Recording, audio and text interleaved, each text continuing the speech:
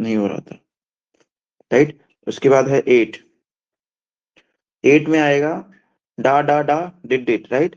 तो इन सब जॉइंट्स पे, राइट, दिस इज डा डा, यहाँ पे एक आ जाएगा डा, और एक यहाँ पे डा डा डा, और डिड डिड नीचे रख दिया लोग ने।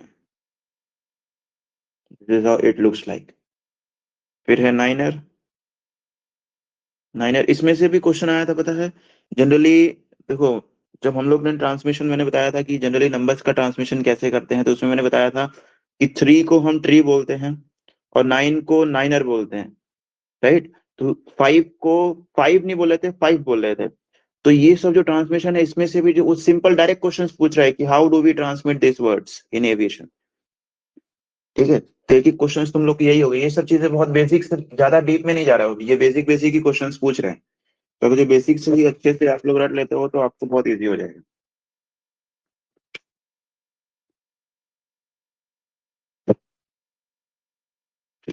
ठीक है।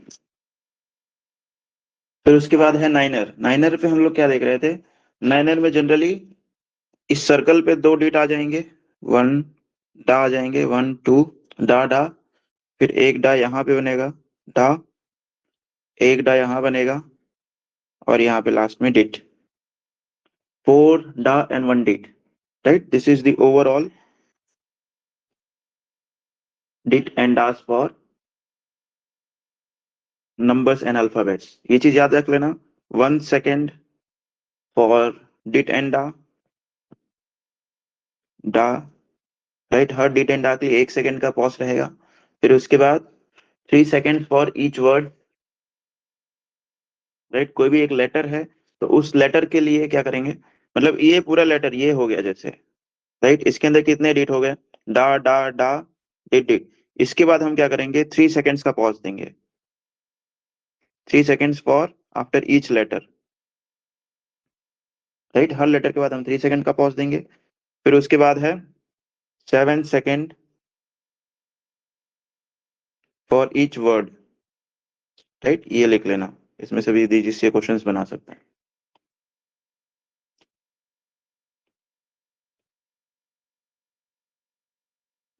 चलो तुम लोग के लिए एक होमवर्क देता हूँ मैं, फटाक से अभी अभी बनाओ तुरंत। SOS, right. SOS कोड होता है, this is an emergency code, right. इसका डीजीसी क्वेश्चन पूछता है। तो इसका मोर्स कोड क्या रहेगा, लिखो अपने बुक में।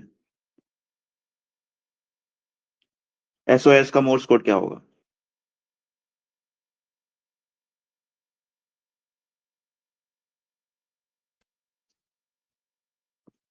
जल्दी, you have a timer of 1 minute. 1 minute दे दिया तुम लोग को, चलो।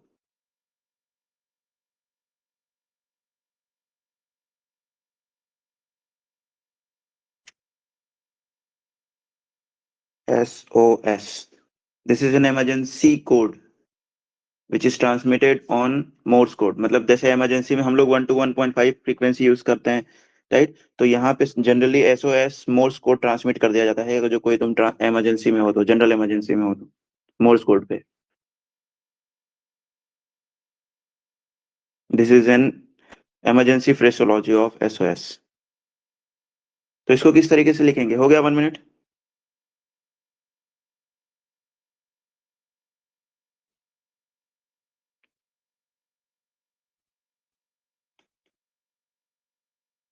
चलो मैं वो लिखा रहा हूँ, लिखते हैं। एस का क्या था, डिट डिट डिट, राइट। और ओ का क्या था, dah dah dah dit dit dit. This is the general phraseology for SOS, right. S का यहाँ बन रहा था डिट डिट डिट, इस तरीके से। ओ का क्या बन रहा था, डा डा डा, इस तरीके से। और यहाँ पे डिट डिट डिट। विजुअली भी इस तरीके से तुम लोग देख सकते हो कि ओ का कहाँ से बन रहा है, ठीक है। सो इस फ्रेसोलॉजी को याद कर लेना, ये एक DGCA पूछता है। This is also 1 marks question for you guys. चलो अब हम लोग आगे बढ़ेंगे। अब हम लोग हमारा जो बैक डेट सिलेबस था वहां से स्टार्ट करेंगे। स्टैंडर्ड वर्ड्स एंड फ्रेसोलॉजी में हमने देख लिया था, और डिफरेंट एयरलाइंस और उनकी आईएटा कोड्स भी लिख लिए थे, ये बाकी है। आप उसका शेयर करने वाले थे। हाँ मैं भेजूंगा, ग्रुप में नोट्स भेज दूंगा। मैंने कुछ होमवर्क भी दिए थे उसमें, याद है तुम लोग को, जब मैंने बोला था एयरलाइंस इसके आईआटा कोड्स तुम लोग खुद से ढूंढ लेना, तो वो किया था तुम लोग ने? नहीं किया था? पता नहीं सर, मैं उस टाइम शायद नहीं था क्लास में। हम्म।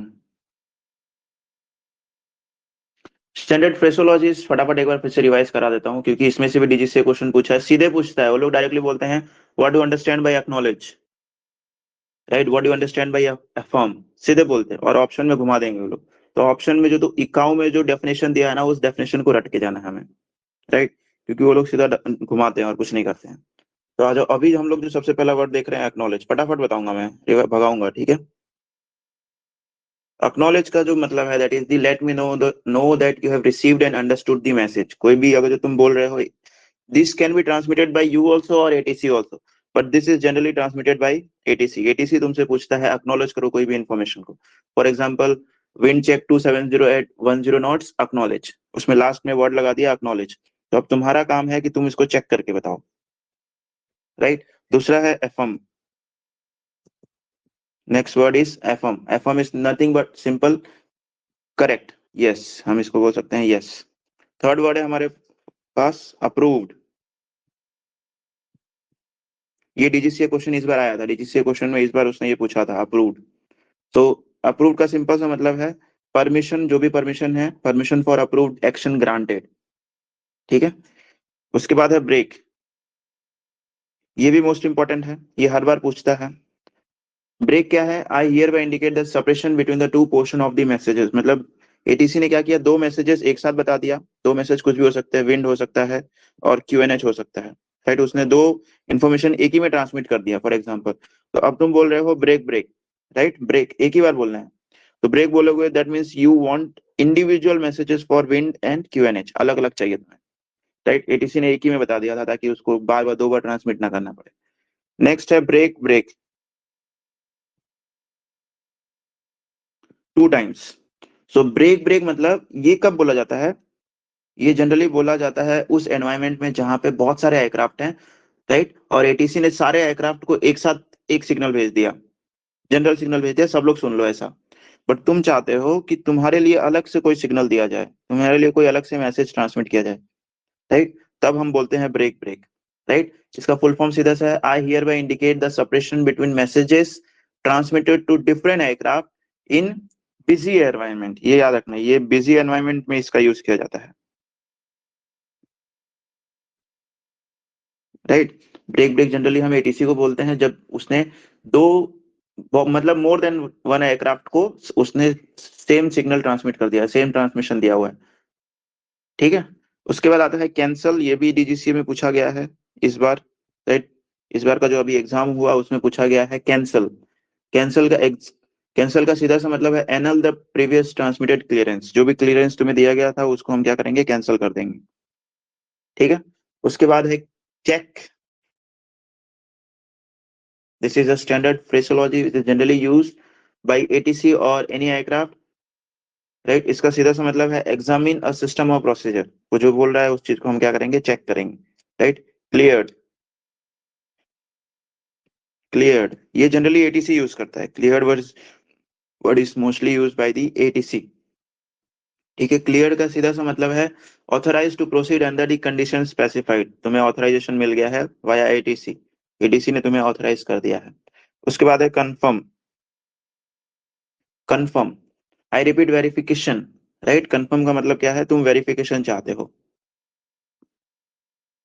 राइट। तुम चाहते हो या फिर एटीसी चाहती है, दोनों में से कोई भी चाह सकता है। ये क्या बोल रहा है,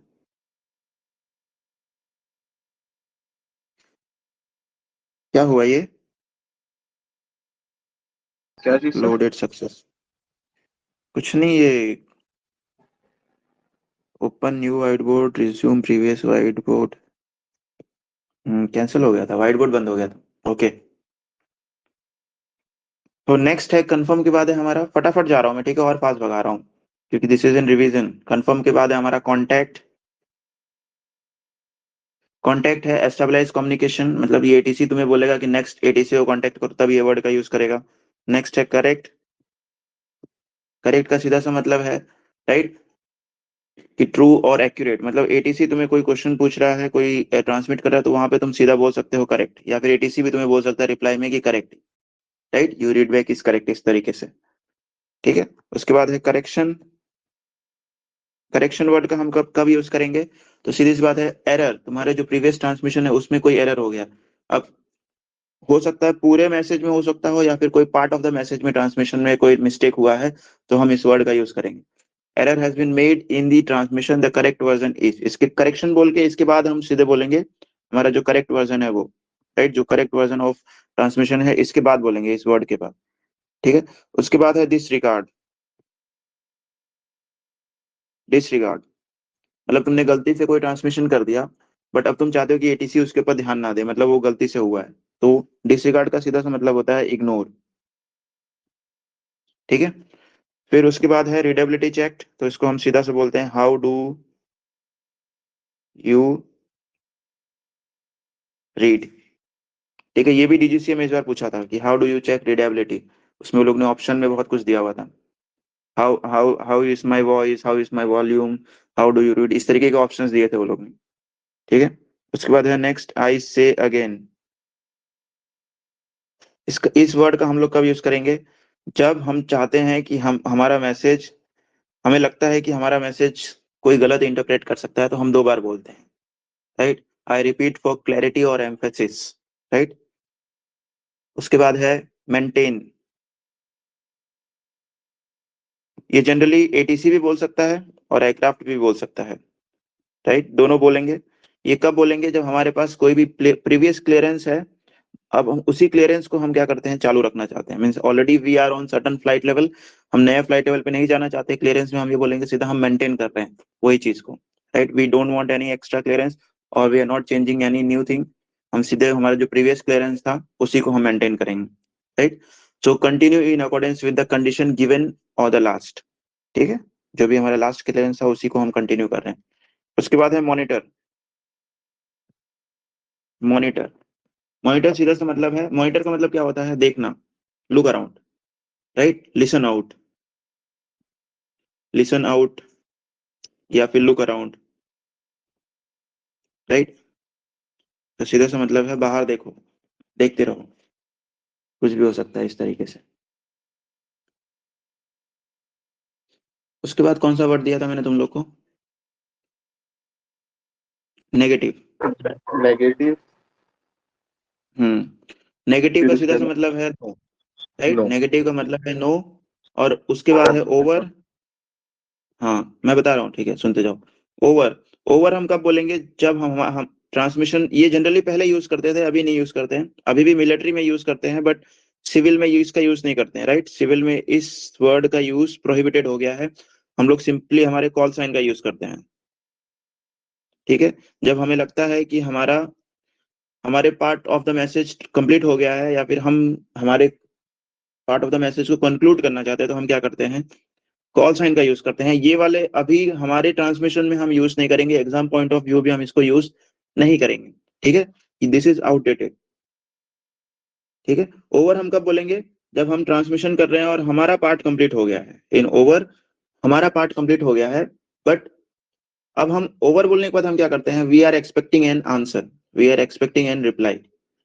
ठीक है, ये डीजीसी क्वेश्चन में इस बार भी पूछा था कि ओवर, ओवर बोलोगे तो क्या होगा, राइट। तो एक बार हम लोग ओवर बोल रहे, that means we are expecting reply from ATC और एयरक्राफ्ट जो भी है, राइट। एटीसी ने अगर जो ओवर बोला है तो they are expecting some reply, और अगर जो तुमने ओवर बोला है तो you are expecting a reply from ATC, right. Next है over and out, right. Out individually भी बोला जा सकता है और इसके साथ भी बोला जा सकता है, ओवर एंड आउट, राइट, दोनों साथ में भी यूज किए जा सकते हैं।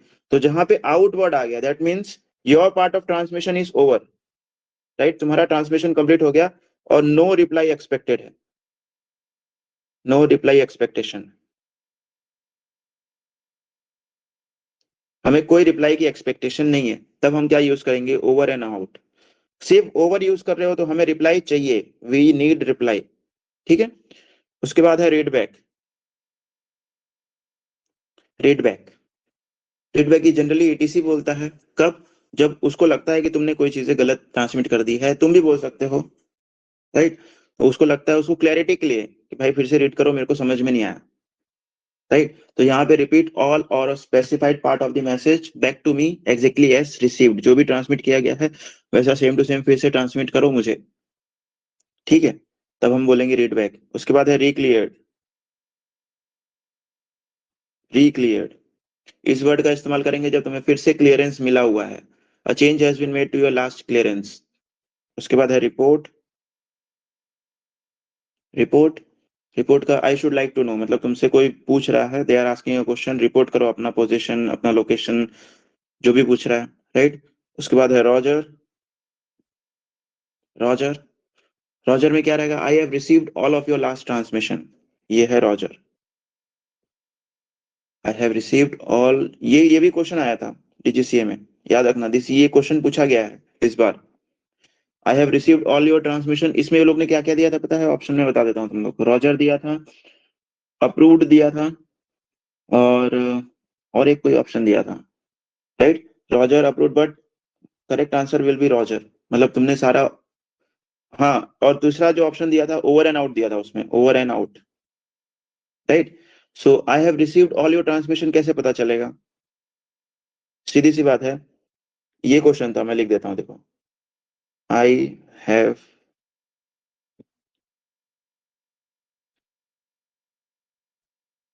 रिसीव्ड योर ट्रांसमिशन, ट्रांसमिशन को हम सिंपल लिख देंगे टी एक्स, राइट?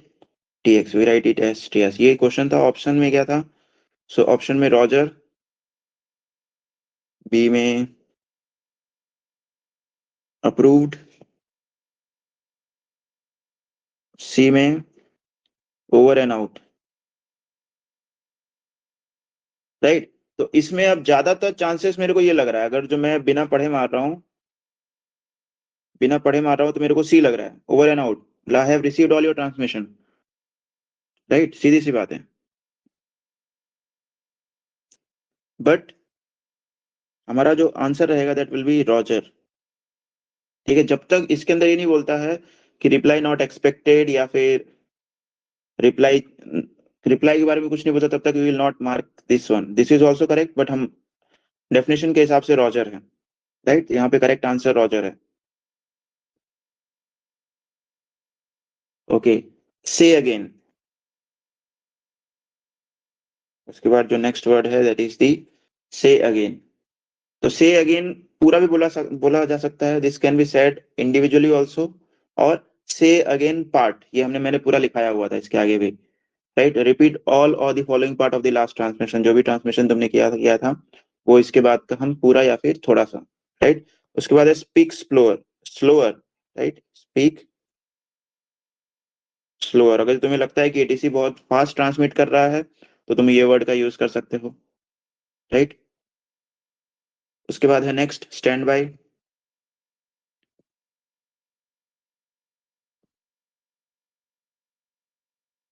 ये जनरली एटीसी यूज करता है, this is generally use by the ATC.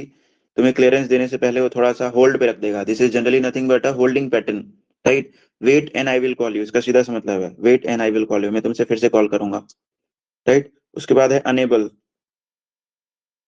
Enable enable कब हम ट्रांसमिट करते हैं? जब तुमसे एटीसी डायरेक्टली रिक्वेस्ट कर रहा है, ये तुम नहीं बोलोगे, राइट? ये पायलट कभी नहीं बोलता है, ये जनरली एटीसी जब कोई कमांड दे रहा होता है कि तुम अपना स्पीड बढ़ा लो, रेट ऑफ डिसेंट इंक्रीज कर लो, रेट ऑफ क्लाइम इंक्रीज कर लो, या फिर इस फ्लाइट लेवल पे चले जाओ, क्लाइम एट फ्लाइट लेवल 100, ऐसा उसने बोल दिया, तुम फ्लाइट लेवल 80 पे हो, वो कह रहा है कि तुम 100 पे चले जाओ, राइट? बट तुम अगर जो वो करने में सक्षम नहीं हो, you are not capable of doing, और तुम करना नहीं चाहते हो, तो सीधे बोलोगे अनेबल, इस वर्ड का यूज करेंगे, अनेबल टू कम्प्लाई या फिर अनेबल टू क्लाइम, ऐसा।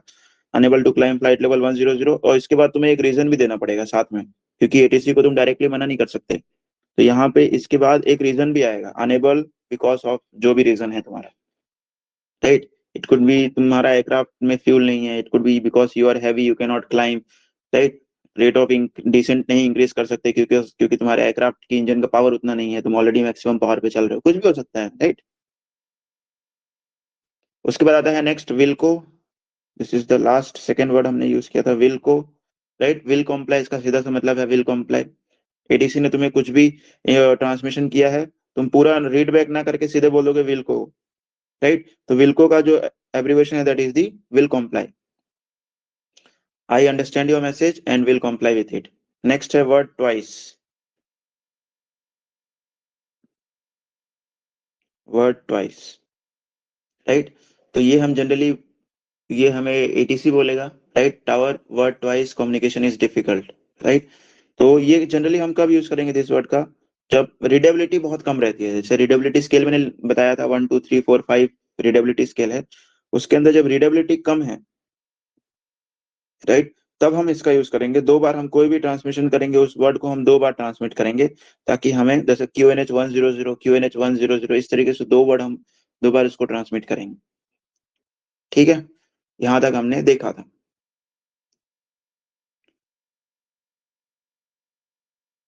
से अगेन वाला लिखवा दिया था मैंने। से अगेन जो है, it can be like this. Say again can be said as individual also. तो अगर जो से अगेन खाली इंडिविजुअल कहा गया, तो यहाँ पे एंटायर मैसेज, जो भी मैसेज है उसको, एंटायर मैसेज को हमें ट्रांसमिट करना पड़ेगा, right. If say again individually बोला गया है, then we will transmit entire message. और से अगेन के साथ अगर जो हमने इसके बाद यहाँ पे लगा दिया आइटम, राइट, से अगेन, और यहाँ पे हमने कोई आइटम बोल दिया, item it could be for example QNH, राइट। एटीसी ने या फिर तुमने ट्रांसमिट किया था QNH, तो से अगेन QNH ऐसे अगर जो बोल दिया, तो इस वर्ड को फिर से ट्रांसमिट किया जाएगा, राइट। उसके बाद इसके आगे जो फ्रेजोलॉजी यूज की जाती है that is this, say again all before. से again all before, all before, फिर यहाँ पे फिर से एक वर्ड आ जाएगा, मतलब QNH के आगे, फॉर एग्जाम्पल यहाँ पे भी QNH ले सकते हैं, तो QNH लिख दिया, से अगेन बिफोर QNH। तो QNH के आगे जितना भी मैसेज रहेगा वो फिर से ट्रांसमिट करना है, राइट। सिमिलरली ऑल बिफोर के बाद यहाँ पे हम लगा सकते हैं ऑल आफ्टर, राइट। तो इसमें क्या होगा, QNH के बाद का जितना भी मैसेज एडीसी ने दिया होगा वो फिर से ट्रांसमिट करेगा, राइट। और इस आफ्टर की जगह पे हम लोग बिटवीन भी यूज कर सकते हैं, से अगेन बिटवीन। बिटवीन एंड मतलब between dash and dash, right, right. तो जो ट्रांसमिशन तुमने किया था उसके बीच में जो ट्रांसमिशन हुआ है वो तुम समझ नहीं पाए हो, and you will say this, say again between dash and dash. ठीक है, तो इसमें पार्ट ऑफ द मैसेज, वो दो कंपोनेंट के बीच का जो मैसेज रहेगा वो ट्रांसमिट किया जाएगा। ठीक है, चलो आ जाओ। अब डिफरेंट टाइप्स ऑफ कंट्रोल के बारे में लिखेंगे हम। अब हम लोग नया स्टार्ट करेंगे यहाँ से। आई थिंक हमारा जो था रीडेबिलिटी स्केल भी बताया था मैंने, एक बार फिर से बता देता हूँ, राइट। रीडेबिलिटी स्केल जो है SCALE, रीडेबिलिटी स्केल को हम एटीसी से किस तरह से रिक्वेस्ट करते हैं generally, we request it in a form of how do you read, right. इस तरीके से हम इसको पूछते हैं, किस तरह, मतलब इसमें हम जनरली पूछते हैं तुम्हें मेरी आवाज सुनाई दे रही है, हिंदी में ऐसे बोलते हैं। But in standard phraseology we don't say तुम्हें आवाज सुनाई दे रही है, we simply say how do you read, right.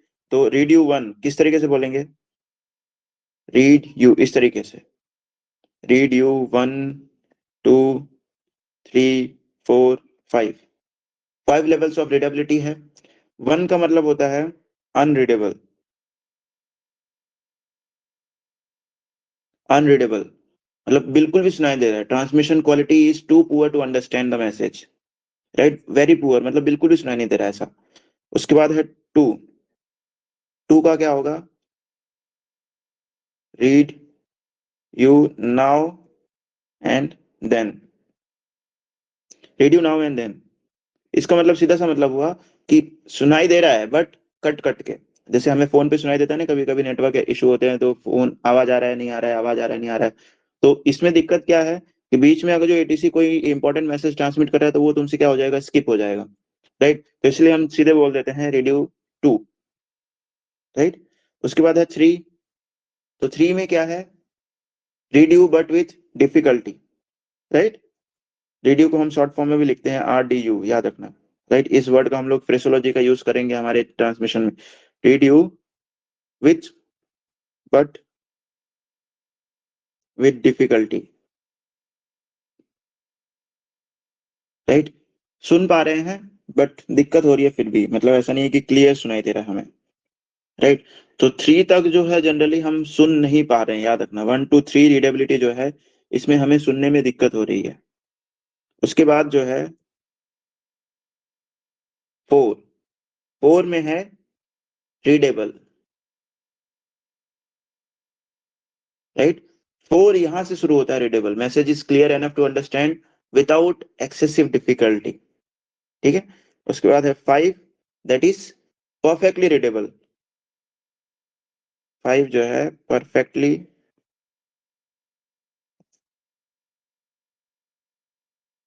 Readable. इसमें तुम ऐसे भी बोल सकते हैं radio 5 loud and clear, this word का भी यूज कर सकते हैं। अगर तुम्हें एक्स्ट्रा मार्क्स चाहिए एग्जाम में तो लाउड एंड क्लियर इस तरीके का, इस वर्ड का भी यूज कर सकते हो। रेडियो 5 लाउड एंड क्लियर, इस तरीके से पूरे इस वर्ड का इस्तेमाल कर सकते हो।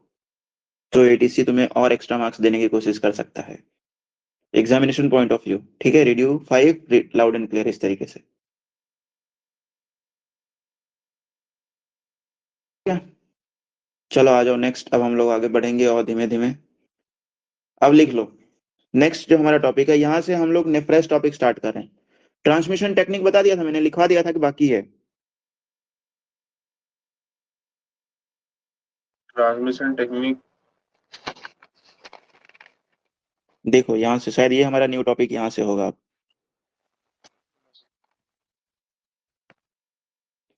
नहीं लिखवाया है, चलो लिख लो। ट्रांसमिशन के दौरान हमें कुछ इन चीजों का हमें ध्यान रखना है।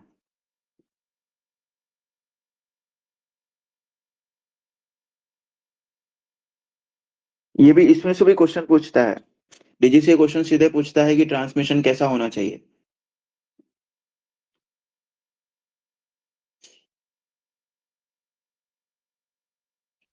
चलो लिखते जाओ। Point number 1, transmission should be clear. तुम लोग पूरा लिखना, मैं खाली मेन मेन वर्ड्स लिखूंगा, तुम लोग पूरा लिखना। Transmission should be clear, natural and concise as far as practicable, right? It should be clear, natural, यहाँ पे short भी लिख दो, clear, natural, short and concise as far as practicable। दूसरा पॉइंट लिखो, enunciations, enunciation की स्पेलिंग है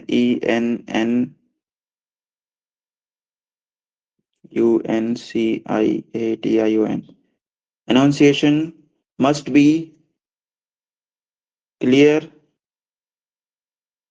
crisp and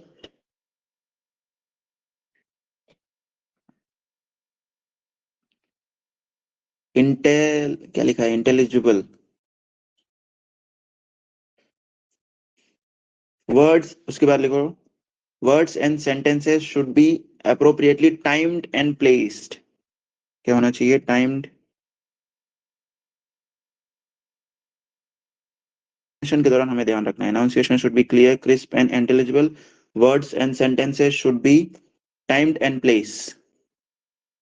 उसके बाद थर्ड पॉइंट लिखो, pronunciation must be correct and clear. Pronunciation must be correct and clear, full stop. If words are likely to be misunderstood, if words are likely to be misunderstood, they should be spelled using phonetics। हमें अगर लगता है कि कोई word misunderstood किया जा सकता है तो वहां पे हम पूरा वर्ड ना ट्रांसमिट करके हम फोनेटिक्स का इस्तेमाल करेंगे इन ट्रांसमिशन, ठीक है। उसको इंडिविजुअल एक एक वर्ड को हम ट्रांसमिट करेंगे। This was the third point. Fourth point लिखो, rate of speech, maintain an even rate of speech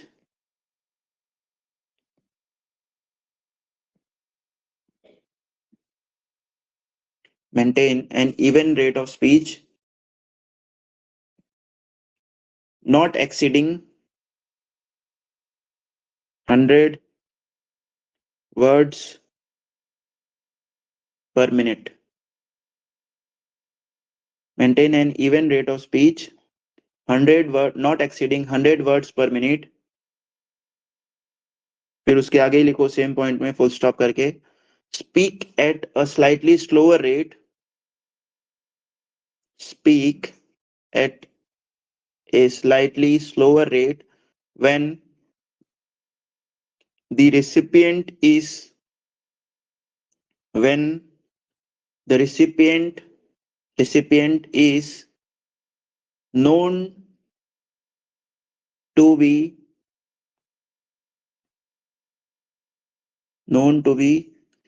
writing down elements of message.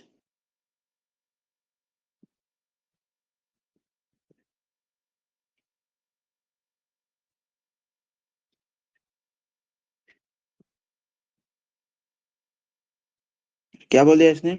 हमें 100 वर्ड्स पर मिनट तो रखना है, लेकिन अगर हमें लगता है कि सामने वाला हमारा मैसेज को नोट डाउन कर रहा है तो हम और स्लो बोलने की कोशिश करेंगे, राइट? जितना हो सके स्लो बोलने की कोशिश करेंगे ताकि वो अच्छे से लिख सके, क्योंकि अगर वो नहीं लिख पाया तो हमें फिर से ट्रांसमिट करना पड़ेगा, सीधी सी बात है, राइट? तो इसीलिए हमें फिर से ट्रांसमिट ना करना पड़े, इसीलिए हम क्या करेंगे, इवन रेट ऑफ स्पीच करेंगे। बीच में कहीं गलती से हम तेज नहीं बोल रहे हैं या फिर धीमा नहीं बोल रहे हैं। और दूसरी बात, हम 100 वर्ड्स पर मिनट रखने की कोशिश करेंगे, ठीक है? नेक्स्ट पॉइंट लिखो, 5th point, use a normal conversational tone. जो हम नॉर्मल बात कर रहे हैं वैसे ही, मतलब ऐसे नहीं कि अचानक से चिल्लाने लग जाना है। कुछ लोग क्या वो हेडसेट पहन लेते हैं तो उसमें चिल्लाने लग जाते हैं, हेलो हेलो, ऐसे जोर जोर से, राइट? ऐसा हमें नहीं करना है, उसमें हमें नॉर्मल कन्वर्सनल टोन रखना है।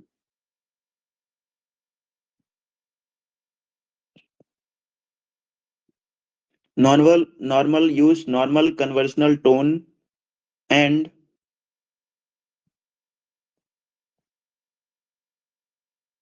speak clearly and distinctly.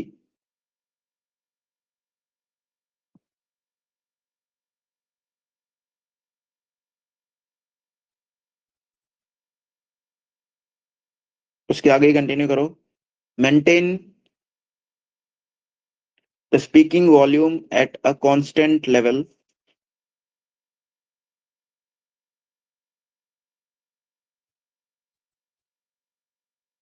Maintain the speaking volume at a constant level. Avoid, उसी में लिखो next, avoid early dropping off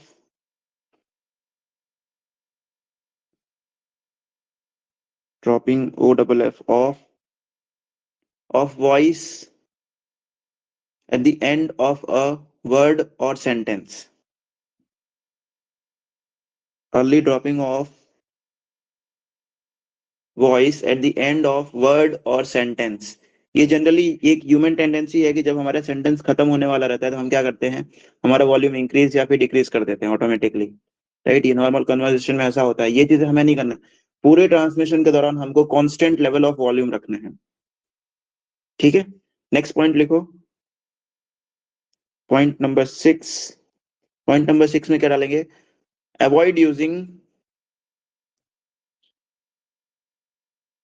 hesitation.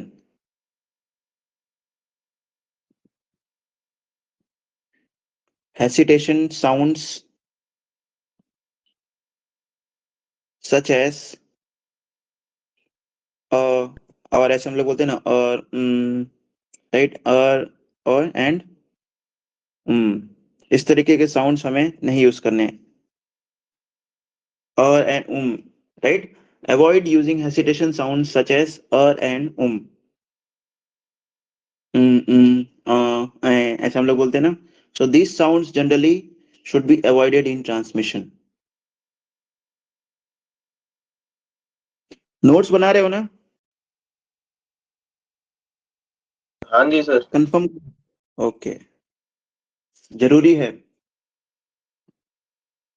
और लिखो, नेक्स्ट पॉइंट लिखो।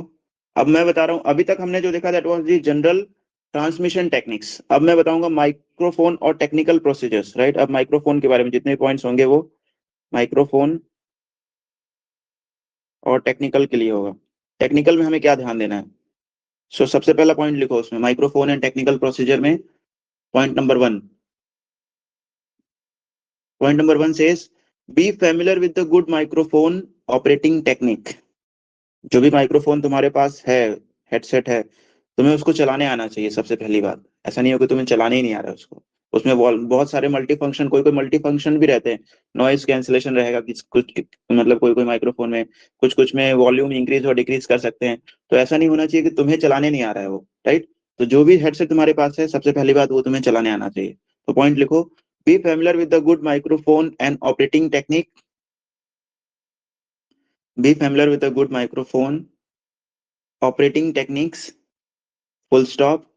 Maintain a consistent position of the mouth, maintain a consistent position of the mouth in relation to the microphone। मतलब continuously microphone को अपने mouth के ऊपर चेंज नहीं करना है। इससे क्या होगा ना, एक इंटरफेरेंस प्रोड्यूस होता है, मतलब ट्रांसमिशन में वो इस तरीके साउंड जाता है। तो हमें हमेशा जनरली याद रखना है कि जहां पे भी तुमने माइक्रोफोन का पोजीशन रख लिया है, उसको हमेशा वहीं रखना है, कॉन्स्टेंटली चेंज नहीं करना है। कीप, अब इसमें बता रहे तो कहाँ रखना है। Keep the microphone on the upper lips to avoid interference. कहाँ रखना है? उसी पॉइंट में लिखना, फर्स्ट पॉइंट में ही। Keep the microphone on, keep the mic on your upper lips to avoid interference. Upper lips पे। सर ये वापस से बताइए ना, be familiar with microphone, Be familiar with good microphone operating technique. Maintain a consistent position of the mouth, consistent position of the mouth in relation to the microphone, consistent position of the mouth in relation to the microphone. Keeping the microphone too close can cause, keeping the microphone too close can cause distortion and distortion and over modulation। Too close क्या हो सकता है? It can cause distortion and over modulation. Keep the mic on upper lips to avoid interference. Keep the mic on upper lips to avoid interference. Upper lips पे क्यों? क्योंकि हम generally बात कर रहे होते हैं ना, तो देखना, कभी ध्यान देना कि हमारा अपर लिप्स कांस्टेंट रहता है, नीचे वाला जॉ मूव करता है, राइट। तो अगर जो हमने नीचे वाले जॉ पे अगर जो हमने माइक रख लिया तो कंटिन्यूअसली मूव होगा। और हमें यही चीज तो अवॉइड करना है, हमें माइक को मूव नहीं करना है, जहां पे एक बार रख दिया फिक्स रहेगा। तो इसलिए हमें जनरली उसे अपर लिप्स के ऊपर रखना है, ठीक है। नेक्स्ट पॉइंट लिखो, माइक्रोफोन एंड टेक्नोलॉजी के अंदर, राइट, टेक्निकल प्रोसीजर्स के अंदर हम लिखेंगे नेक्स्ट पॉइंट, पीटीटी ऑपरेशन। मतलब माइक्रो, हमारे हर हेडसेट के ऊपर एक पीटीटी स्विच रहती है, राइट। तो इसके अंदर हम पीटीटी ऑपरेशन के अंदर लिखेंगे, लिखो, depress the transmit switch fully. जो उसके ऊपर बटन है उसको कंटिन्यूसली हमें फुल्ली डिप्रेस करना है, ऐसे नहीं कि आधा हल्का सा दबा लिया, नो, फुल्ली डिप्रेस करो ताकि अच्छे से हो। Depress the transmit switch fully before speaking. बोलने से पहले हम उसको क्या करेंगे? फुल्ली डिप्रेस करेंगे। And do not release it until the message is completed. Depress the transmit switch fully before speaking and do not release it until the message is completed.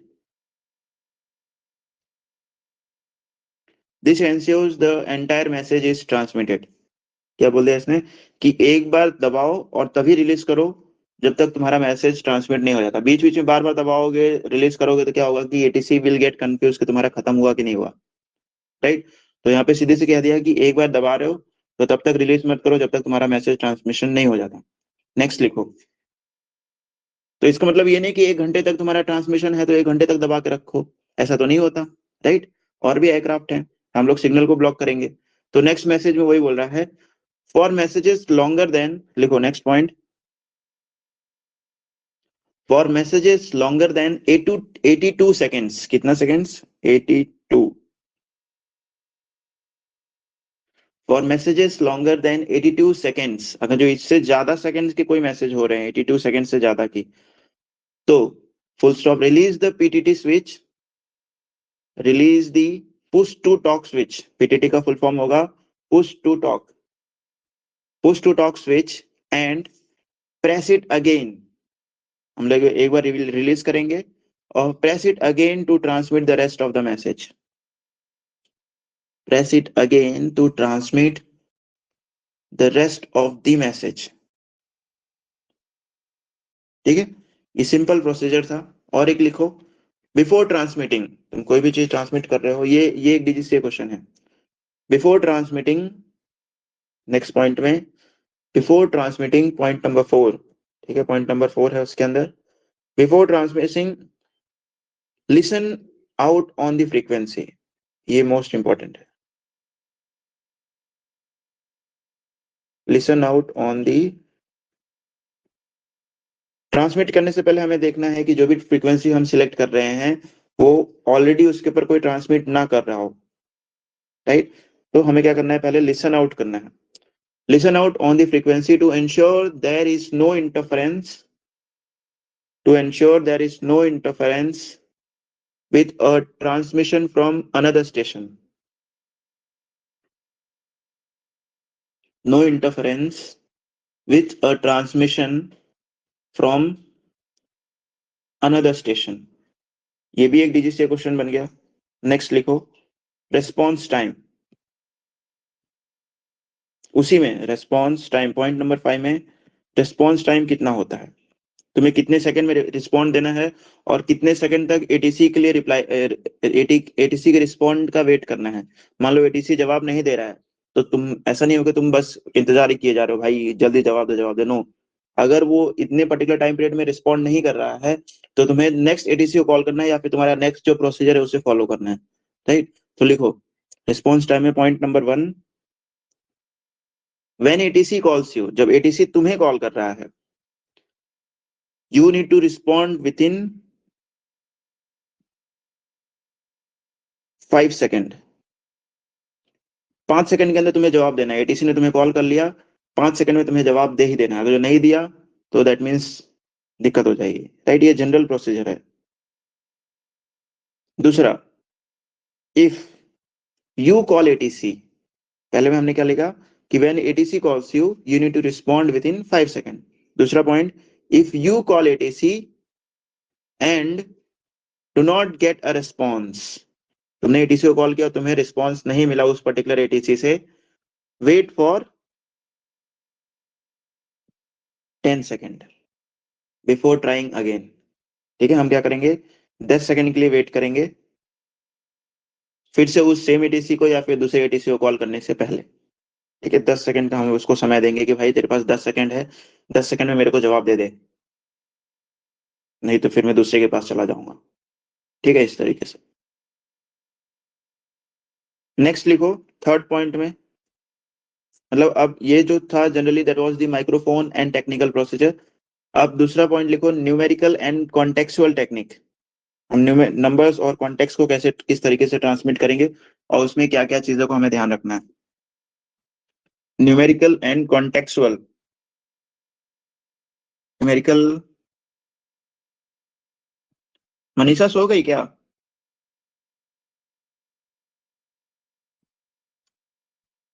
Hello. नहीं sir. हाँ तो जागते रहना, क्योंकि अभी तो मैं बोल रहा हूँ, कुछ समय बाद जब ट्रांसमिशन की प्रैक्टिस करेंगे तो तुम लोग को भी बोलना पड़ेगा साथ साथ में। ठीक है, ठीक है। हाँ। न्यूमेरिकल एंड कॉन्टेक्चुअल टेक्निक में लिखो पॉइंट नंबर 1, इसमें भी 5 पॉइंट है। So point number 1 says, number 1 लिखो, use a slide pause, use a slight pause before and after numbers, right। जहां पे ट्रांसमिशन में कहीं पे भी नंबर दिख जाए तो उसके बिफोर एंड आफ्टर हमें थोड़ा सा पॉज लेना है, to assist in making them easier to understand. Right, ताकि हमें पता चले कि वो नंबर्स ही हैं, कोई ऐसे वर्डिंग्स नहीं है। इसलिए हमें हर नंबर के पहले थोड़ा सा पॉज लेना है। दूसरा पॉइंट लिखो, avoid using words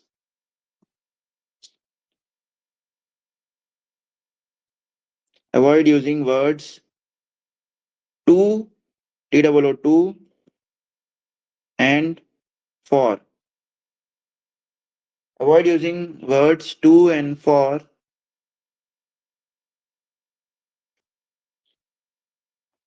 Avoid using words to and for just before numerals. Just before numerals. कोई भी नंबर है उसके बिफोर में हमें टू और फोर का यूज नहीं करना है, फॉर का। क्यों? क्योंकि एक तरीके से कंफ्यूजन क्रिएट कर सकते हैं। फॉर एग्जांपल 40 है, नंबर 40 है, राइट, और इसके आगे तुमने फॉर लिख दिया, फॉर 40 या फिर 240 तो इसको किस तरीके से प्रिंट किया जा सकता है? इसको रीड हम ऐसे कर सकते हैं ना, 440 कर सकते हैं, या फिर 240 हम इसको पढ़ेंगे। बट एक्चुअल में ये टू, ये नंबर्स नहीं थे, या फिर ये फोर नंबर नहीं थे। इसलिए हम जनरली कोई भी नंबर है उसके सामने इन वर्ड्स का इस्तेमाल नहीं करेंगे, क्योंकि ये one shot of confusion create करते हैं कि तुम नंबर बोल रहे हो या फिर टू वाला जो इंग्लिश वर्ड के टू है वो बोल रहे हो, राइट। टू फार, टू, ऐसे इस तरीके से too low, too high generally हम बोलते हैं, तो वहां पे हम इनके सामने इसका इस्तेमाल नहीं करेंगे। तो हमारा क्या लाइन था? Avoid using words to and for just before numerals, right. इन वर्ड्स का हमें ध्यान रखना है। पॉइंट नंबर 3 लिखो, if you are passing through clouds, if you are passing through clouds, rain और rough clouds, rain, clouds, rain और rough slash bad weather, weather को हम WX लिख देंगे शॉर्ट फॉर्म में। It is mandatory to use word IMC, right. जहां पे अगर जो हम क्लाउड्स और बैड वेदर से गुजर रहे हैं तो सीधे से हमें वर्ड, हमारे ट्रांसमिशन में इस वर्ड का इस्तेमाल करना है, वर्ड IMC। कौन से वर्ड का इस्तेमाल करेंगे? It is mandatory to use word IMC। इसका फुल फॉर्म होता है instrument meteorological condition.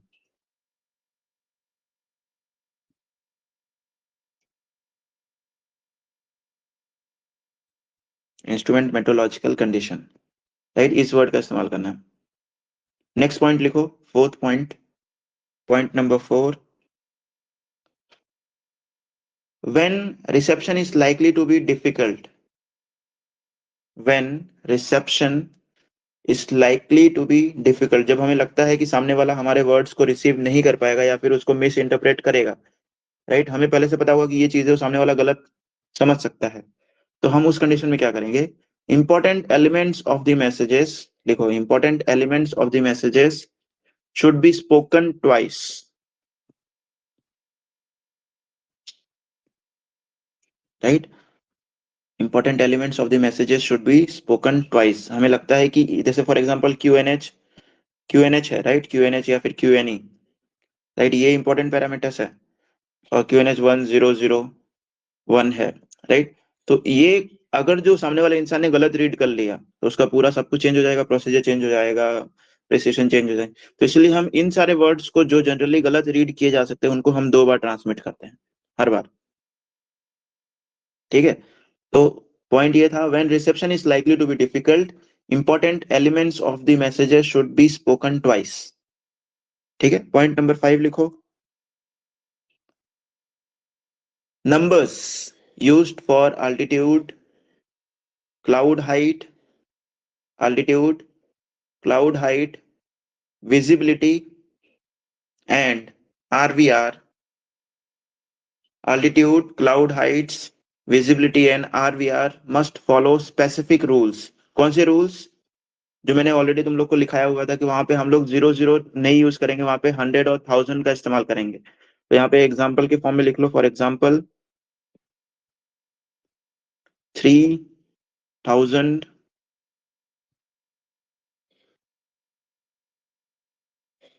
200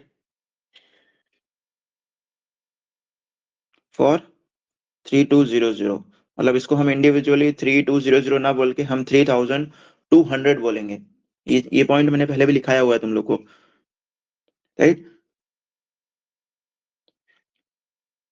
altitude, cloud heights and visibility and RVR, right. ये 4 जो पैरामीटर्स हैं जो जनरली अल्टीट्यूड ही बता रहे हैं, हाइट बता रहे हैं कोई चीज की, राइट। हाइट और डिस्टेंस, राइट। क्या 2 पैरामीटर्स है, हाइट और डिस्टेंस।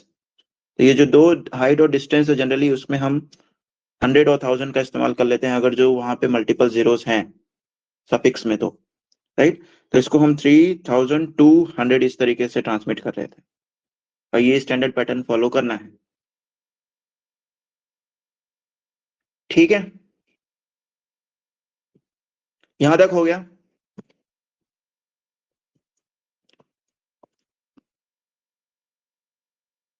चलो अब हम लोग नेक्स्ट टॉपिक की तरफ बढ़ रहे हैं, हमारा जो मोस्ट इंपॉर्टेंट है रनवे। रनवे, रनवे क्या है?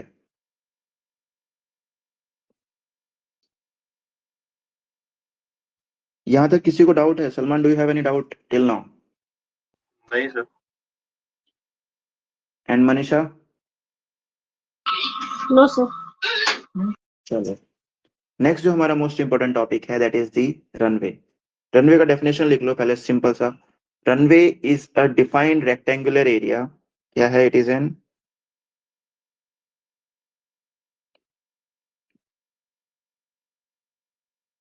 defined rectangular area on land, aerodrome,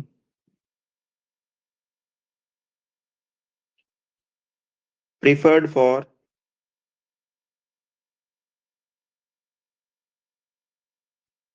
landing, landing को शॉर्ट फॉर्म में हम LDG लिखेंगे, and take off of aircraft, landing and take off of aircraft. ये सिंपल सा डेफिनेशन है एक रनवे का। A defined rectangular area on land, aerodrome, preferred for landing and takeoff of aircraft, ठीक है। अब आ जाओ नेक्स्ट, रनवे डेजिग्नेटर्स। मतलब रनवे, एक रनवे को मैं सिंपल से यहाँ बना देता हूँ तुम लोग के सामने। एक रनवे ड्रॉ करता हूँ, रुक जाओ। कैसे ड्रॉ करोगे इससे? सिंपल सा एक रनवे है हमारा, राइट। अब रनवे डेजिग्नेटर्स के बारे में हम लोग देखेंगे। डेजिग्नेटर्स,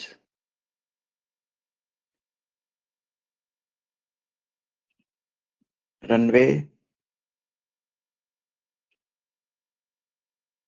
डेजिग्नेटर्स का मतलब है सिंबल्स, जो भी रनवे पे रहेगा उसको, उसका क्या एक्चुअल में मतलब होता है, what does that individual symbols and lines represent on the runway, ठीक है। तो रनवे डेजिग्नेटर्स जो जनरली क्या है, लिखो रनवे डेजिग्नेटर्स के बारे में लिखो, उसका डेफिनेशन लिखो।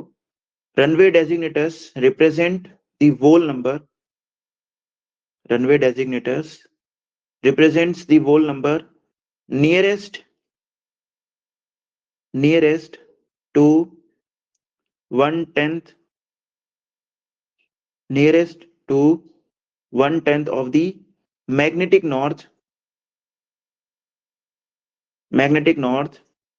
when viewed from the direction of approach,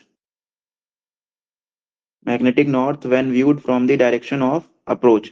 मतलब एक एयरक्राफ्ट जिस डायरेक्शन से अप्रोच कर रहा है उस रनवे के ऊपर कुछ नंबर्स लिखे होते हैं, राइट। नंबर्स फॉर एग्जांपल यहाँ पे मैं लिख देता हूँ, दिस इज रनवे 07, रनवे 07, और इसके अपोजिट में जो रहेगा दैट विल बी रनवे 25, इस तरीके का लिखा रहता है, राइट। तो एक्चुअल में है क्या, what does this numbers indicate? इसको हम रनवे डेजिग्नेटर्स बोलते हैं जनरली, राइट। तो ये जो 25 है और ये 27 है, this is nothing but it is a magnetic heading. मतलब एयरक्राफ्ट अगर जो फॉर एग्जांपल एक एयरक्राफ्ट यहाँ पे है, राइट, और एक एयरक्राफ्ट यहाँ पे है, तो उस एयरक्राफ्ट को अगर जो इस रनवे पे लैंड करना है तो उसको अपने मैग्नेटिक कंपास में 250 डिग्री सेट करना पड़ेगा कंपास के अंदर, राइट। जो कंपास होता है उसमें नॉर्थ साउथ होता है, यहाँ पे 0 डिग्रीज, 90 डिग्रीज, यहाँ पे 180 डिग्री आएगा, राइट, 180 डिग्रीज, और यहाँ पे 270 डिग्री होता है, राइट, इस तरीके से 360 कंपास में। सो 250 मीन्स ये जो हमारा रनवे है वो इस डायरेक्शन में कर रहा है, right, it is in this direction, right, इस डायरेक्शन में हमारा रनवे है ना। सो 250 मीन्स इफ एयरक्राफ्ट को इस रनवे पे लैंड करना है तो उसको अपनी मैग्नेटिक हेडिंग 250 डिग्रीज रखना पड़ेगा। सिमिलरली कोई एयरक्राफ्ट अगर जो यहां से लैंड कर रहा है तो उसको 70 डिग्री रखना पड़ेगा, ठीक है, 70 डिग्री हेडिंग रखना पड़ेगा इस डायरेक्शन से अगर जो लैंड कर रहा है तो, समझ गए। 70 डिग्री मैग्नेटिक हेडिंग याद रखना, ट्रू नॉर्थ नहीं, मैग्नेटिक हेडिंग। मैग्नेटिक हेडिंग हम उसके ऊपर रखेंगे तब हमारे रनवे पे हम पर्टिकुलरली लैंड कर पाएंगे, ठीक है। लिखो नेक्स्ट पॉइंट, लिखो रनवे डेजिग्नेटर में, runway designation markings is to be placed at the threshold. कहाँ रखा जाएगा ये, तो हम जनरली रखते हैं थ्रेशोल्ड पे। ये सब डेफिनेशंस में लिखाऊंगा थ्रेशोल्ड क्या है, don't worry. Thresholds of a paved runway. Point number 1 क्या था, runway designator marking is to be placed at a threshold of a paved runway. Paved runway मतलब पक्का runway, cemented runway, right, cemented runway रहेगा पक्का, जो ऐसे कच्चे runway नहीं, कच्चे रोड वाले रनवे नहीं, right. Paved and unpaved runway is generally classified as paved and unpaved. So सबसे पहली बात, ये जो नंबर्स है, मैंने यहाँ पे जो नंबर दिखाया है, ये number, this is generally placed on a paved runway. Number 2 लिखो, it is recommended that such marking also be provided. It is recommended, right? It is recommended that such markings also be provided as far as practicable, at the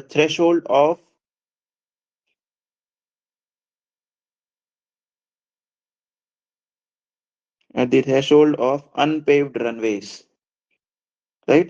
ये recommended है but ऐसा compulsory नहीं है, but इनके ऊपर compulsory हो जाता है। पेव्ड रनवे के ऊपर it is compulsory, unpaved runway के ऊपर रिकमेंडेड है, ऐसा रिकमेंड किया जाता है कि तुम लोग भी रखो, ठीक है। नेक्स्ट पॉइंट लिखो, due to extreme importance of due to extreme importance of unambiguous, UNAMBIGUOUS,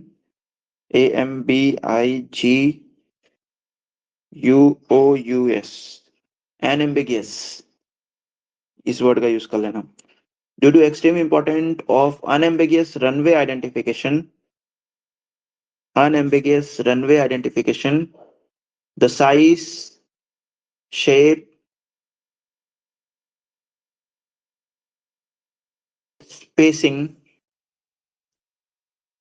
between the runway designator numbers, shape और हाँ, क्या बताया, size, shape and spacing, size, shape and spacing between the runway designators numbers and letters are specified in ICAO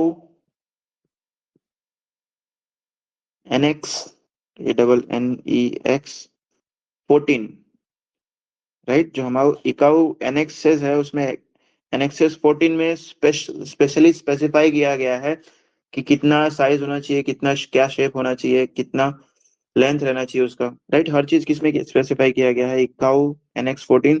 NX 14 जो है that is the aerodromes. ये जब मैं तुम्हें इकाऊ पढ़ाऊंगा तब उसमें बताऊंगा, राइट। इकाऊ NX 14 में उसकी पूरे dimensions, length, shape, size, spacing सब चीज दिया गया है, ठीक है। चलो आ जाओ हमारे फिगर पे, let's back to the figure. अब ये जो था हमारा, that was the runway designator, ये हमारा डायरेक्शन बताता है कौन से डायरेक्शन में हमारा एयरक्राफ्ट का मैग्नेटिक हेडिंग रखेंगे तो सीधा जाके वो इस रनवे पे प्रॉपरली अलाइन हो जाएगा, मतलब उसके सेंट्रल लाइन से, राइट, रनवे के सेंट्रल लाइन से वो हो जाएगा अलाइन, ठीक है। मतलब ये डायरेक्शन हमें क्या बता रहा है कि हमें रनवे के सेंटर लाइन से अलाइन होने के लिए हमारे एयरक्राफ्ट को ये डायरेक्शन रखना पड़ेगा, इधर से या फिर इधर से, सीधी सी बात है। ठीक है, अब आ जाओ नेक्स्ट, आ जाओ, ये तो सिंगल रनवे की बात कर ली हमने, राइट, ये था सिंगल रनवे। ये फॉर एग्जांपल हमारे पास सिंगल रनवे है, उसमें 25 और 07 है, ठीक है। बट बहुत सारे एयरपोर्ट पे क्या होते हैं, डबल रनवे होते हैं और पैरेलल रनवे जिसे बोलते हैं, सेम डायरेक्शन में, राइट। इसका, इसके ऊपर भी 25 है, इसका भी हेडिंग 25 है, उसका भी हेडिंग 25 है। तो क्या करेंगे इस कंडीशन में, हम क्या करते हैं, लिखो, right down everyone, right down.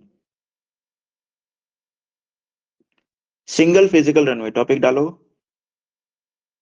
Single physical runway. अगर सिंगल फिजिकल रनवे है तो क्या क्या हो सकता है, लिखो। Number 1, point number 1, the runway designator consists of, single physical runway में runway designator consists of, runway designator consists of 2 digit number. क्या होता है, generally it is a 2 digit number which is the whole number, which is the whole number nearest to the 1/10 of the magnetic north, 1/10 of the magnetic north. मतलब magnetic north जो भी रहेगा उसको हम क्या करेंगे, सिंपली 10 से डिवाइड कर देंगे। फॉर एग्जांपल 250 डिग्री है, उसको हम 10 से डिवाइड कर देंगे, क्या निकल के आएगा, 25। उस 25 को हम क्या करेंगे, यहाँ पे लिख देंगे, ठीक है। जो भी हेडिंग है उसको हम क्या करेंगे, 10 से क्या कर देंगे, डिवाइड कर देंगे, ठीक है। तो यहाँ पे वही बोल दिया है, 1/10 of the magnetic north. Next point लिखो, if the azimuth of center line is 153, for example यहाँ पे एग्जांपल दे रहे हैं, if the azimuth of center line is 153, मतलब 150 डिग्री पे है, तो डेजिग्नेटर विल बी, इसको हम क्या करेंगे, 10 से डिवाइड कर देंगे, डेजिग्नेटर विल बी 15, ठीक है। क्या निकल के आ जाएगा, 15, लिखो। if the azimuth of the center line is 150 degrees, 153 degrees, the designator will be 15। Next point लिखो,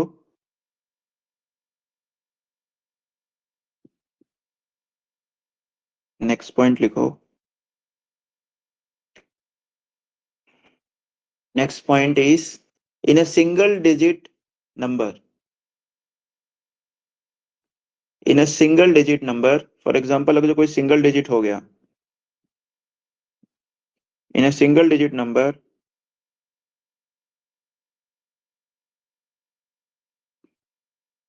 सिंगल डिजिट नंबर कैसे हो गया, फॉर एग्जांपल जहां पे ये वही azimuth is 7 82, example for example 82 degrees, right. यहाँ पे तो हम 10 से कैसे डिवाइड करेंगे, 10 से डिवाइड करेंगे तो क्या निकल के आएगा, 8, राइट। हम पॉइंट के बाद का वैल्यू निकाल देंगे, सिर्फ हमें, हमारे पास क्या आ जाएगा निकल के, 8, राइट। 82 डिग्रीज नॉर्थ था, हमारे पहले रूल के हिसाब से हमें क्या करना है, उसे 10 से डिवाइड करना है, तो 10 से डिवाइड करेंगे, हमारे पास क्या निकल के आ गया, 8, राइट। तो इस 8 को हम क्या करेंगे, डायरेक्टली हम 8 नहीं लिखेंगे, हमने हमारे रूल में ये भी क्या देखा, वो 2 डिजिट का नंबर होना चाहिए, तो हम इसके आगे क्या लगा देंगे, सिंपल एक 0 लगा देंगे, राइट। तो वो रनवे हमारा क्या हो जाएगा, रनवे 08, समझ गए। तो लिखो, in a single digit number, for example azimuth is 82 degree, the designator is preceded by 0, preceded by 0, ठीक है। ये एक मोस्ट इंपॉर्टेंट रूल आ गया। नेक्स्ट पॉइंट लिखो, कोई रनवे नॉर्थ ओरिएंटेड है प्रॉपरली, मतलब ये जो हमारा नॉर्थ है, राइट, ये क्या हो गया, चला गया क्या, हाँ चला गया सर। ओके। सो ये फॉर एग्जांपल कोई यहाँ पे नॉर्थ में है 00, राइट। यहाँ पे क्या था हमारा 180, यहाँ पे 90 और यहाँ पे 270 है, राइट। तो कोई रनवे अगर जो नॉर्थ, डायरेक्टली नॉर्थ को पॉइंट कर रहा है, तो वहां डिस्प्ले पे नहीं क्या हम दिख 00 लिखेंगे, क्या हम वहां पे 00 लिखेंगे, सोनू सर, यस, आपका ये स्क्रीन शेयर नहीं हो रहा स्क्रीन शेयर नहीं हो रहा, हो तो रहा है। एक सेकेंड। है? हाँ मुझे दिखता है। मेरे को सोनू सर का एक ही दिख रहा है, ऐसा हो गया क्या? नेट का इशू होगा। कहाँ सर, एकदम मस्त टेरिस पे बैठा हूँ मैं, क्लास सुनते, आपको बता। रुक जाओ, मैं फिर से रीशेयर करता हूँ, एक सेकेंड।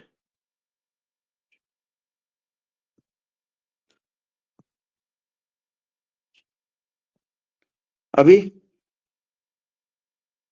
अब आ गया।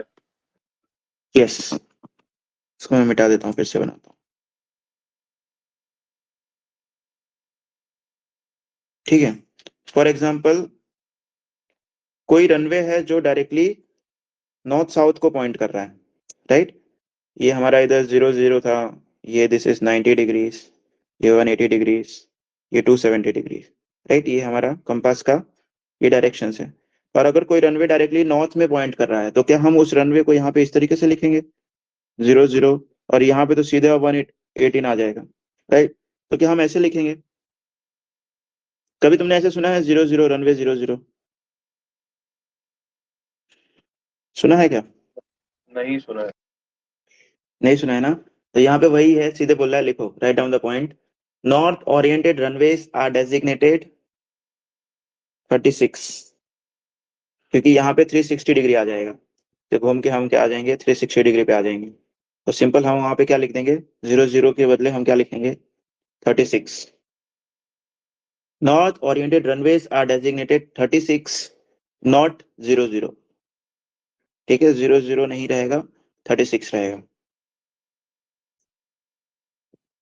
नेक्स्ट पॉइंट लिखो, ये मोस्ट इंपॉर्टेंट है कि कैसे पता करते हैं। नेक्स्ट पॉइंट जो हमें बता रहा है कि अगर फॉर एग्जांपल तुम्हें वो लोग ने रनवे दे दिया, एक सिंपल सा रनवे दे दिया, राइट। ये डीजीसीए क्वेश्चन में आएगा, ये मोस्ट इंपॉर्टेंट, आप जो बताने जा रहा हूँ ये डीजीसीए क्वेश्चन यहाँ से बनेगा।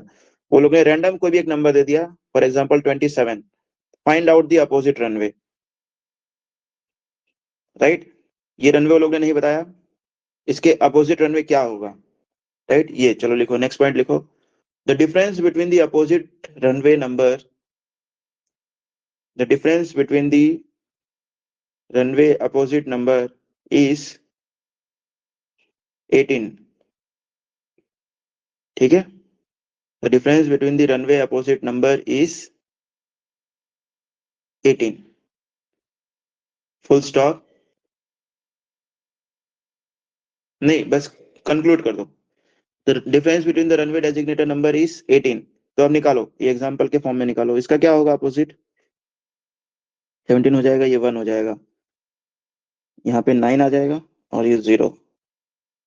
ठीक है, तो इसका अपोजिट रनवे कौन सा हो जाएगा, 09er, राइट। हम सिंपली क्या करेंगे, जो भी हमारा नंबर है उसको क्या करेंगे, 270 वापस हमारा जो इंटू इंटू 10 कर देंगे, जो भी नंबर था, राइट, इंटू 10, हमें 270 मिल जाएगा, उसमें से हम क्या करेंगे, 18 माइनस कर देंगे, 180 डिग्री, 180 डिग्री माइनस करना है सिंपली, तो हम डायरेक्टली 18 माइनस भी कर सकते हैं, 27 माइनस 18, जो भी नंबर रहेगा। फॉर एग्जाम्पल यहाँ पे 8 है, 08 था, तो इसमें से हम 18 माइनस करेंगे, ठीक है, इसमें से भी हम 80 माइनस करेंगे, इस तरीके से। बट यहाँ पे हम क्या करेंगे, प्लस करेंगे, प्लस 18। ये दूसरा एग्जांपल दिया है तुम्हें मैंने, याद रखना कि अगर वो 18 से बड़ा नंबर है, if it is bigger than 18, तो हम क्या करेंगे, उसे माइनस करेंगे। और अगर 18 से छोटा नंबर है, राइट, क्योंकि डिफरेंस हमें 18 ही रखना है, the basic difference between the two side of the runway is 18। तो अगर 18 से छोटा है तो हम उसमें 18 ऐड कर देंगे, और यहाँ पे कौन सा नंबर निकल के आ जाएगा, 26, राइट। तो अगर अपोजिट में 08 है तो यहाँ पे ऑटोमेटिकली 26 हो जाएगा, और यहाँ पे अगर जो 27 है तो क्या निकल के आ गया था हमारा, 09, राइट, इस तरीके से। This is how we generally classify the runways designators. उनके बीच में डिफरेंस जो है वो 18 का ही है, प्लस माइनस 18, राइट, दोनों साइड के बीच में। ठीक है, लिखो, इन सिंपल वर्ड्स उसी पॉइंट को कंटिन्यू करो, कंक्लूड करो सिंगल रनवे को। In simple words the runway डेजिग्नेटर represents the In simple words, the runway designator represents the heading used for takeoff and landing, takeoff or landing at the runway. Heading used for takeoff or landing at the runway. Full stop. If the runway is used in both direction,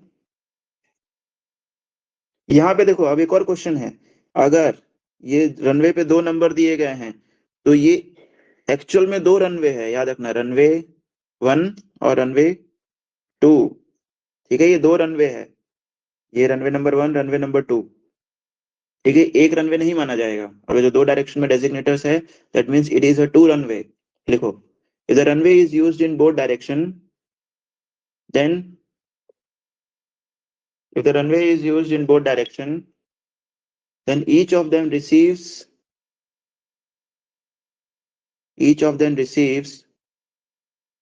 two own designators. This means two own designators, comma, this means that although there is one physical surface used for takeoff, although there is one physical surface used for takeoff and landing, it is treated as 2 runways. Right, एक physical surface है हमारे पास but actual में यहाँ पे 2 runway हैं, ठीक है, 08 and 26।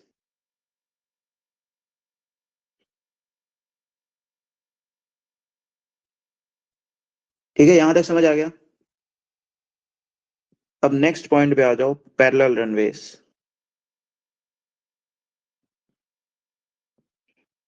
Parallel runway को पहले समझते हैं हम लोग फिगर में। रनवे 1, रनवे 2, राइट, नेक्स्ट में चलते हैं। कभी कभी 2 से ज्यादा भी हो सकते हैं, 3, राइट, इस तरीके से 2 से ज्यादा भी हो सकते हैं और कभी 3 से भी ज्यादा हो सकते हैं, 1 2 3। यहाँ तो मेरे इसमें ही नहीं आ रहा है, इसको हम और छोटा बनाते हैं, रुको और पतला बनाता हूं मैं, 1 2 3 4 5 फॉर एग्जाम्पल। ठीक है, ये हम लोग 3 कंडीशन स्टडी करेंगे पैरेलल रनवे में। पैरेलल रनवे का सबसे पहला कंडीशन है 2 रनवे है, सिंपल सा 2 रनवे है, राइट। हमने जो प्रीवियस में एग्जांपल लिया था वही एग्जांपल लेंगे 26 और 8 का, राइट। यहाँ पे 26 है, यहाँ पे 08 है, यहाँ पे भी 26 है और यहाँ पे भी 08 है, राइट। अगर 2 रनवे है तो दोनों का सेम नंबर आएगा निकल के, क्योंकि दोनों सेम हेडिंग में है। क्यों?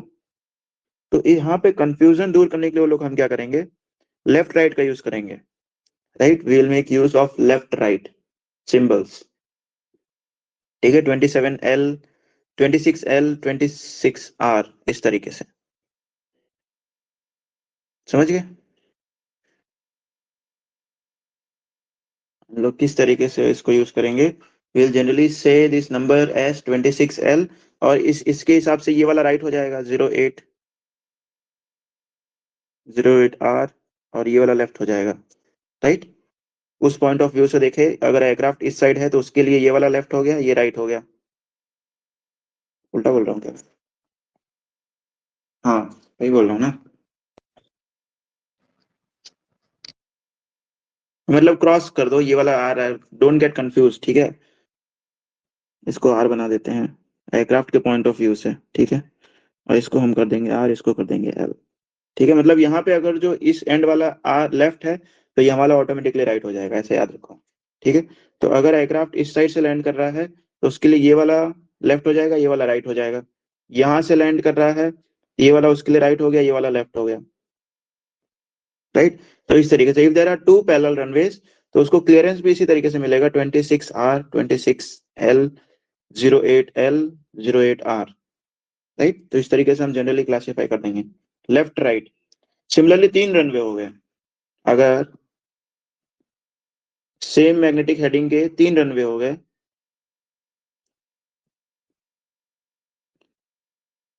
एक एयरपोर्ट पे 3 रनवे हैं, सेम मैग्नेटिक हेडिंग है, सेम डायरेक्शन है, तो क्या होगा? सेम रूल है, एयरक्राफ्ट को हम सेंटर में रखेंगे, एयरक्राफ्ट के हिसाब से ये राइट हो गया, ये लेफ्ट हो गया और ये सेंटर हो जाएगा, राइट। इसके ऊपर लिखा रहेगा 26C, राइट। इस डायरेक्शन से भी वही हो जाएगा, राइट, राइट, सेंटर और लेफ्ट, ठीक है। अगर 3 रनवे है तो हम इन डेजिग्नेटर्स का सफिक्स में यूज करेंगे लेफ्ट, एल, सी और आर का, ठीक है। This was the condition.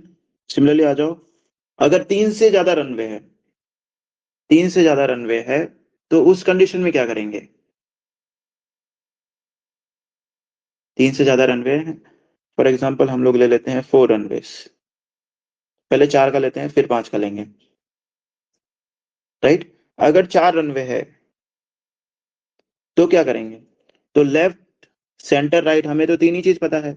ऐसा कुछ होता है क्या सेंटर के बीच का भी कुछ होता है क्या, तुम लोग को पता है? नहीं सर, जहाँ तक नो हमें आंसर। पता बस में देखा है हमने। हाँ, तो लेफ्ट, सेंटर, राइट, ये 3 ही चीज होते हैं, राइट। तो हम इस कंडीशन में क्या करेंगे? जनरली हम क्या करेंगे कि जैसे फॉर एग्जांपल यहाँ पे मैं ड्रॉ करता हूँ एक कंपास, राइट। रनवे अगर ये नॉर्थ डायरेक्शन में है, राइट, तो नॉर्थ डायरेक्शन में ये 36 और यहाँ पे 18 पड़ रहा है, राइट। तो हम इसके पास वाला, जस्ट पास वाला 34 या फिर 35 ले लेंगे, राइट। या फिर यहाँ पे हम उसके इस साइड वाला ले लेंगे कोई, राइट, लेफ्ट और राइट।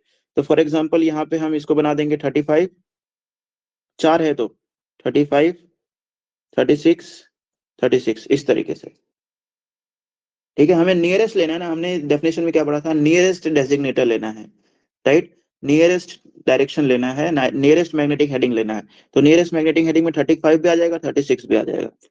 तो हम सिंपली क्या करेंगे, 35, 36 नंबर चेंज कर देंगे और सेम रूल फॉलो हो जाएगा फिर, राइट, लेफ्ट, इस तरीके से ये हो जाएगा राइट, ये हो जाएगा लेफ्ट।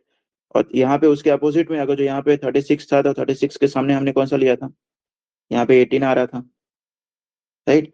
तो अब इस कंडीशन में 35 में से हम 18 माइनस करेंगे, करो कितना आ रहा है?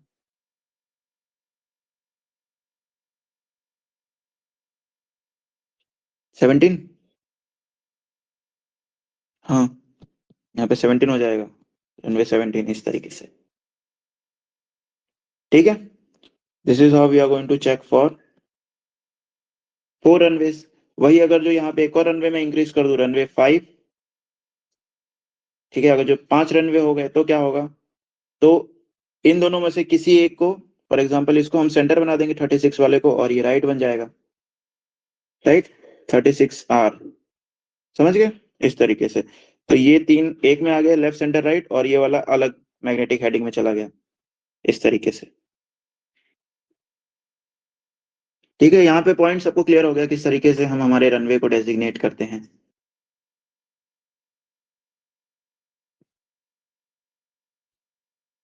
चलो अब हाँ सर, पॉइंट्स लिख लो, let's write down the points. Memory के लिए हम लोग पॉइंट्स लिखेंगे, पैरेलल रनवे हेडिंग डालेंगे, हेडिंग डालो पैरेलल रनवे और लिखो उसमें on parallel runways, point number 1, on parallel runways the designator is supplemented with a letter. The designator number is on parallel runways. The designator number is supplemented with a letter that defines the relative position of each runway. That defines the relative position of each runway. This letter, full stop, this letter is determined from the point of view of the observer. Point of view of the observer standing at the runway threshold. Observer कहाँ रहेगा? Runway threshold पे, runway threshold पे खड़ा रह के वो वहां से ऑब्जर्व करेगा। फिर on parallel runways, next point लिखो, on parallel runways the number is supplemented with a letter which defines the relative position of each of them. On parallel runways, the number is supplemented with a letter which defines the relative position of each of them. The possible letters are L bracket में लिख दो left, comma R bracket में लिख दो right, and C bracket में लिख दो centre. The possible letters are L, R, C in line with the point of view of the observer standing at the runway threshold.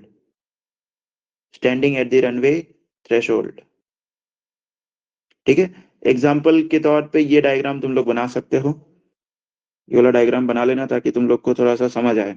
2 runway बना लो ऐसे इस तरीके का और उसके डेजिग्नेटर्स लिख लो अच्छे से.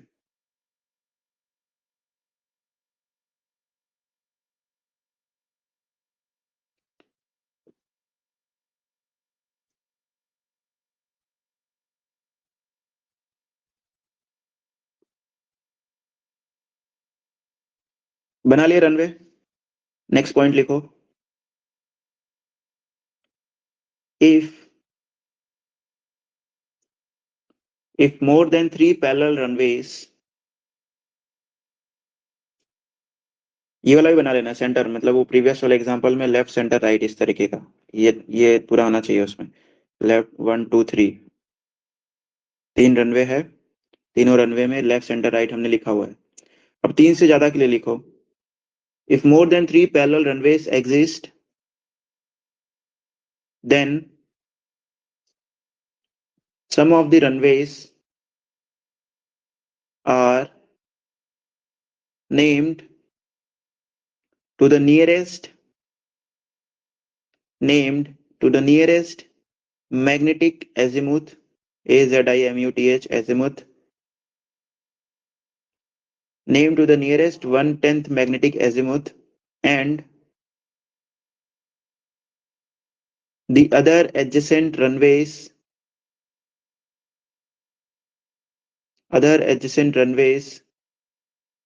are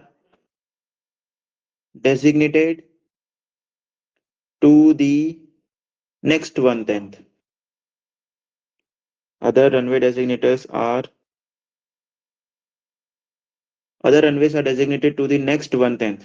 ठीक है, मतलब 2 से ज्यादा हो गए तो हम लोग क्या करेंगे, 36 के बाद 35 यूज कर लेंगे. Right, next azimuth. उसमें ये वाला डायग्राम बना लेना अच्छे से, थोड़ा सा neat and clean.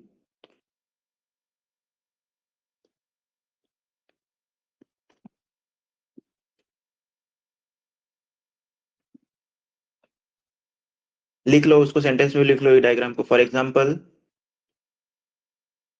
a group of 4 parallel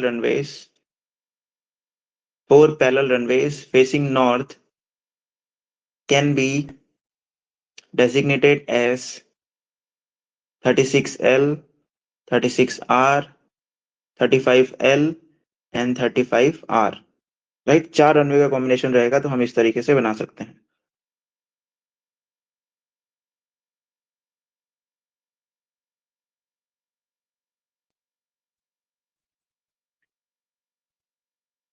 ठीक है,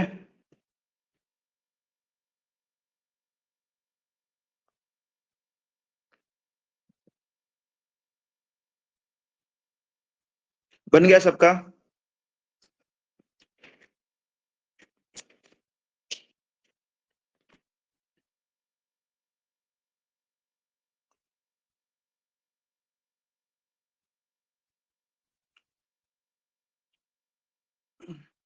हेलो, हाँ सर, बन गया. बन गया ना. और कंटिन्यू करना है, मतलब मेरे को लगता है कि आज का थ्रेशोल्ड हो गया है, मतलब कंप्लीट. तुम लोग और डाइजेस्ट कर पाओगे? नहीं सर, हाँ, कोई नहीं, Fresh भी हम होना लोग नेक्स्ट कंटिन्यू करेंगे. डेली देखो, डेली में मेरे को तुम लोग बताओ कि क्या टाइमिंग सही रहेगा। मेरे को 6 बजे ही सही लग रहा है, 6 से 7 1 घंटा डेली। ठीक है, इसमें कोई लापरवाही नहीं, कोई ऐसे नौटंकी नहीं कि मैं नहीं करूंगा, मैं नहीं कर पाऊंगी। मनीषा, हाँ सर। मुझे तुमसे सुनना है। सर हमारे खुद पे कोई कभी भी फंस जाता है, क्या करेंगे?